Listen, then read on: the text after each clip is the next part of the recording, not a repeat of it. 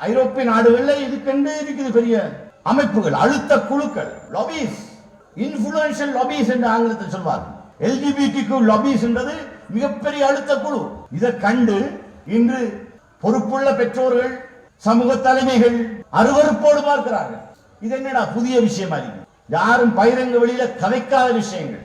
எனவே இந்த விவகாரங்களில் நாங்கள் கவனமாக இருக்க வேண்டும். சரியான கோட்பாடு இல்லாமல், சரியான பொருளாதார திட்டம் இல்லாமல் இந்த நாட்டின் ஆட்சியை கைப்பற்றிக் கொள்ளலாம் என்று இவர்கள் கொண்டு போற இந்த கதை சும்மா வெற்றி கதை.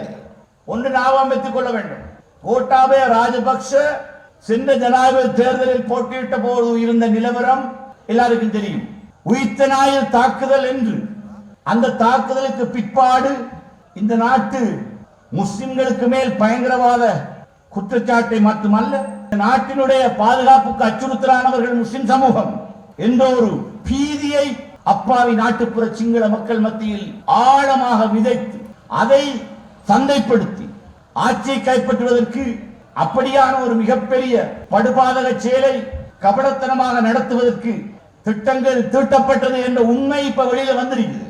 அந்த நேரம் சகோதரர் ஹிஸ்புல்லா உட்பட முஸ்லிம் சமூகத்தின் தலைவர்கள் பலருக்கு எதிராக இல்லாத பொல்லாத பழி பாவங்கள், அபாண்டங்கள் எல்லாம் சொல்லப்பட்டுச்சு. அவர் அரபுலக உதவிகளோடு அங்கு கட்டியிருக்கிற மிகப்பெரிய பல்கலைக்கழகத்தை அப்படியே அபகரிப்பது திட்டம் தீட்டப்பட்டது. இதெல்லாம் அந்த பொறாமையால, இதெல்லாம் கோட்டாபய ராஜபக்ஷ அரசாங்கம் இப்படியான ஒரு மிக பெரிய அபாண்டங்களை முஸ்லிம் சமூக தலைமைகள் மீது சுமத்தி, உங்களுக்கு ஞாபகம் இருக்கும், தலதா மாளிகைக்கு முன்னால போய் 3 பௌத்த பிக்குமார் போய் உண்ணாவிரதம் இருந்தார்கள். ஆளுநர் பதவி இவருக்கு வரைக்கணும், ரிஷாட் பதவியிலிருந்து விலக்கணும், ஆசாத் மௌலானாவை ஆளுநர் பதவியிலிருந்து விலக்கணும் என்றெல்லாம் பெரிய ஆர்ப்பாட்டம் ஒன்று செஞ்சு அதனால பெரிய ஒரு கலவரம் வாரத்துக்கு தயாரானது. கலவரத்தை தூண்டினார்கள். அம்பாறையில தொடங்கி கொத்துரொட்டி கலவரம், பிறகு திகழையில வந்து நாடு முழுக்க பற்றி எறிகிற ஒரு நிலவரத்தை ஏற்படுத்தினார்கள்.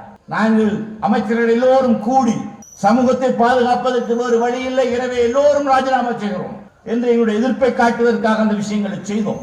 அப்படியான ஒரு கட்டத்தில் இவ்வளவு தூரம் சிங்கள மக்களை உசுப்பேத்தி உச்சக்கட்ட வாக்கு சேர்ப்பதற்கான அந்த முயற்சியில ஒரு பெரிய ஒரு அலையை கொண்டு போய் சிங்கள பிரதேசங்களை ஏற்படுத்தினார்கள்.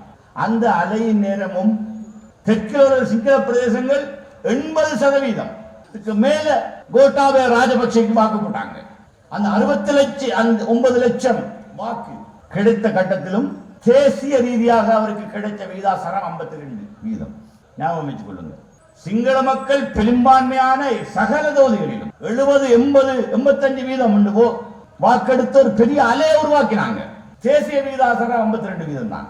எனவே இன்று அப்படியான அலை உண்டு இல்லை, அப்படி மக்களை உசுப்பேத்தார். இப்ப இன்று சஜித் பிரேமதாச பல பிரதேசங்களிலே நாட்டுப்புற பக்கங்களிலே அந்த கோட்டாபைக்கு அடிச்ச அலை மாறி இங்க இந்த தேசிய மக்கள் சக்திக்கு ஒரு அலைய நாங்க காண.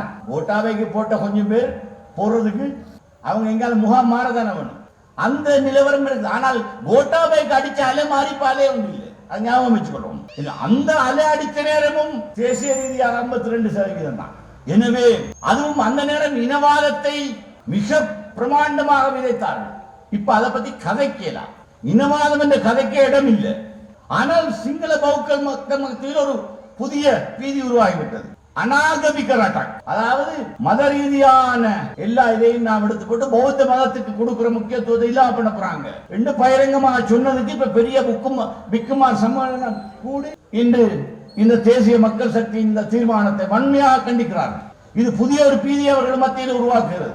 எங்களுடைய ஹிஸ்புல்லா மேடையில் பேசுகிற போது தேசிய மக்கள் சக்தி இந்த ஓரின சேர்க்கையாளர்கள், இந்த எல்ஜிபிடிக்யூ பிரச்சனை சம்பந்தமாக எல்லாம் விபச்சாரம் இவற்றை சட்டமாக்குவது விஷயத்தை பேசுறது என்ற விஷயம், இது ஏன் செய்கிறார்கள் என்றா ஐரோப்பிய நாடுகளில் இதுக்கு பெரிய பண முதலீடுகள் கம்பெனிகள் இருக்கு. யாரும் கேட்க என்னடாப்பா இது ஒன்றும் இல்லாத யாரும் கேட்காத ஒரு விஷயத்தை பாண்டி விழுந்து செய்யறாங்க.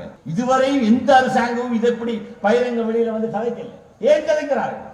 அங்கிருந்து கோடிக்கணக்கிலே பணம் கொடுக்கப்பட்டு இதை நீங்க சட்டபூர்வமாக்கினா உங்களுக்கு இவ்வளவு காசு தரும் என்று ஐரோப்பிய நாடுகளில் இதுக்கென்று இருக்குது பெரிய அமைப்புகள், அழுத்த குழுக்கள், லாபிஸ், இன்ஃபுளுன்ஷியல் லாபிஸ் என்று ஆங்கிலத்தில் சொல்வார்கள். எல்ஜிபிடிக்கு லாபிஸ் என்றது மிகப்பெரிய அழுத்த குழு. ஐரோப்பிய பாராளுமன்றம், ஐரோப்பிய நாடுகளின் பாராளுமன்றத்தில் இருக்கிற பாராளுமன்ற உறுப்பினர்களுக்கு பெருந்தொகையாக அவர்கள் வாரி வழங்கி இந்த கோட்பாடுகளை சுதந்திரமாக சட்டங்களை மாற்றுவதற்கு செஞ்சுதான் அங்கெல்லாம் ஆம்பளையும் கல்யாணம் முடிக்கிறது, பொம்பளையும் கல்யாணம் முடிக்கிற இந்த விசித்திரம் எல்லாம் நடக்குது. அது ஒரு பெரிய தாராளத்தன்மையோடு நாங்க இந்த நாட்டை கொண்டு போகணும் என்று இவங்க செய்ய தொடங்கல. இந்த நாட்டில் கலாச்சாரத்துக்கும் அதுக்கு ஒத்து வராது. இதை கண்டு இன்று பொறுப்புள்ள பெற்றோர்கள், சமூக தலைமைகள் அருவருப்போடு பார்க்கிறார்கள். இது என்னடா புதிய விஷயம் அறிவு, யாரும் பகிரங்க வெளியில கதைக்காத விஷயங்கள். எனவே இந்த விவகாரங்களில் நாங்கள் கவனமாக இருக்கிறோம்.